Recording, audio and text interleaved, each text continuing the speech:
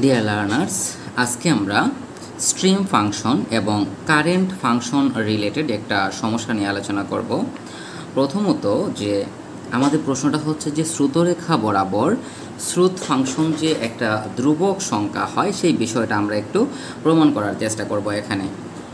তো প্রাথমিকভাবে আমরা একটা বেগ ধরে নিব যেটা এক্স ওয়াই এবং টি এর ফাংশন হবে, মানে আমরা দ্বিমাত্রিক গতি নিব। দেখেন, আমরা যখন দ্বিমাত্রিক গতি কি, যখন শ্রুতরেখাগুলো কোনো নির্দিষ্ট সমতলের সমান্তরাল হয় এবং উক্ত সমতলের সমান্তরাল সকল তলসমূহ প্রতিসঙ্গী বিন্দুতে বেগের মান ও দিক সমান হয়, তখন সেই গতিকে সাধারণত দ্বিমাত্রিক গতি বলা হয়।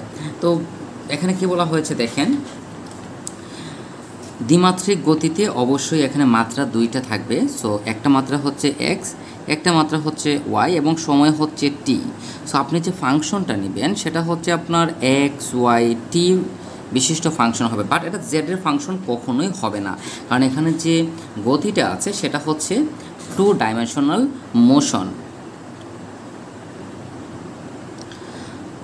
সো প্রাথমিকভাবে আমরা ধরে নিলাম যে দ্বিমাত্রিক গতিতে যদি আমরা বেগটা কিউ হয় তাহলে সেটা শুধুমাত্র এক্স ওয়াই এবং টি এর ফাংশন হবে, যেটা আমরা ইতিপূর্বে বলে ফেলেছি, এবং এটা কোনো পরিস্থিতিতেই জেড এর ফাংশন হতে পারবে না।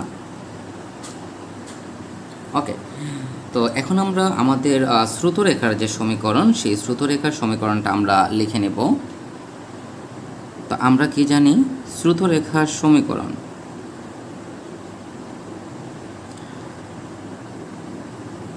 শ্রুতরেখার সমীকরণ। আচ্ছা, শ্রুতরেখা কি সেটা কিন্তু আমরা ইতিপূর্বে জেনেছিলাম। দেখেন, এটা আমরা আমাদের অনেকগুলা ক্লাসে এটা নিয়ে আমরা আলোচনা করেছি যে প্রবাহিত হওয়ার সময় তরল পদার্থের সকল কণা যদি একই বেগে একই দিকে, মানে তার অগ্রবর্তী কণার পথ অনুসরণ করে, তখন তাকে শ্রুতরেখা বলা হয়।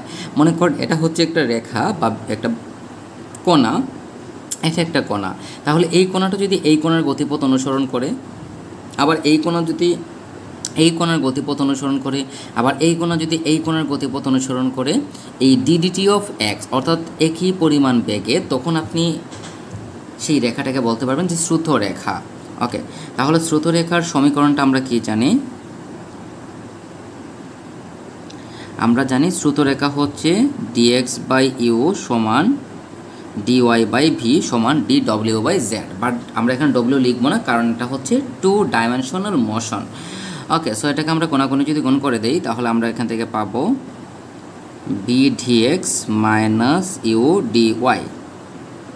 একদিকে যদি আমরা নিয়ে আসি তাহলে এটা হয়ে যাবে V dx minus you dy equal to হচ্ছে 0। বাট এটাকে আমরা তুলনা করব একটা প্রকৃত অন্তরক সমীকরণ। দেখেন, প্রকৃত অন্তরক সমীকরণটা কি? প্রকৃত অন্তরক সমীকরণটা হচ্ছে যে M dx plus N dy equal to 0। এই আকৃতির সমীকরণটাকে প্রকৃত অন্তরক সমীকরণ বলা হয়ে থাকে। সো এটাকে আমাদের এখানে প্লাস লিখতে হবে। সো আমরা লিখব B dx plus minus you dy, তাহলেই তো এটা হয়ে যায় না, প্রকৃত অন্তরক সমীকরণের মতো এটা হয়ে যায়। সো এটাকে আমরা দিয়ে দিব 1 নং সমীকরণ।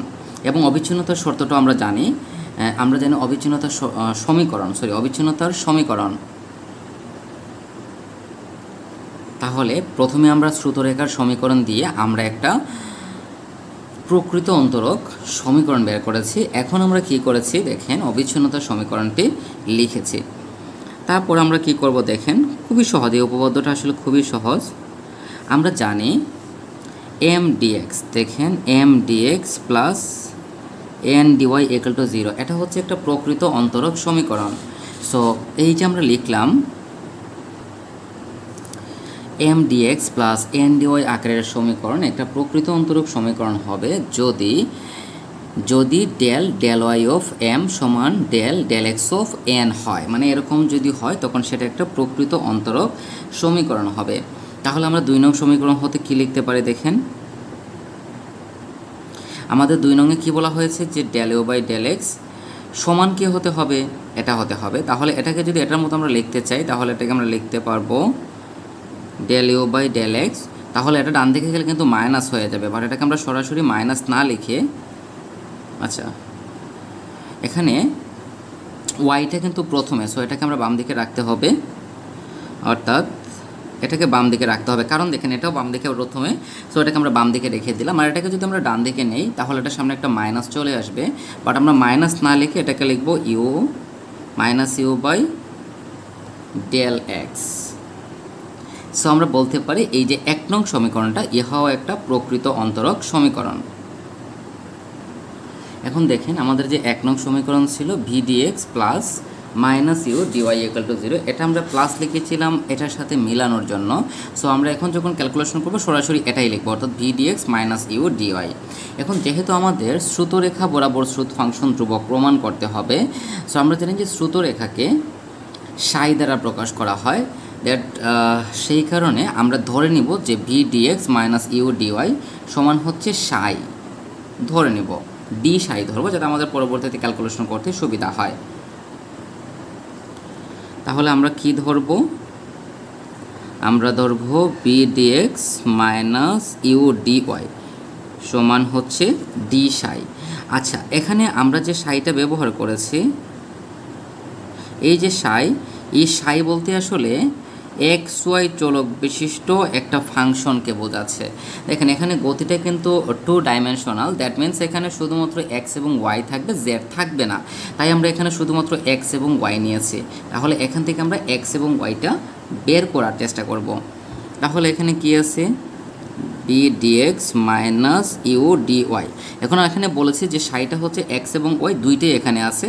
সো প্রথমে আমরা এক্স লিখব, অর্থাৎ এই ডিকে আমরা লিখব del psi by del x into হচ্ছে ডিএক্স, আর যখন ওয়াই লিখব তখন del psi by del y into dy. এটা কিন্তু আমরা লিখতে পারি, কীভাবে লিখতে পারি?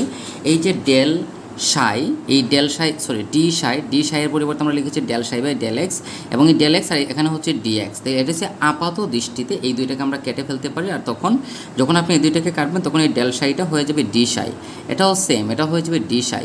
মানে হচ্ছে দুইটার যোগফলটাই হচ্ছে আসলে এটা মনে রাখবেন, কারণ এরকম পরবর্তীতে অনেক অঙ্ক পাবেন যেখানে আপনাকে এভাবে একটা মান থেকে 2 চলক বিশিষ্ট 2টা ফাংশনে আপনাকে কনভার্ট করতে হবে। তো আমরা যদি এখানে তুলনা করি, তাহলে দেখেন ডিএক্সের সহগ হচ্ছে ভি আর ডিওয়াইয়ের সহগ হচ্ছে ইউ।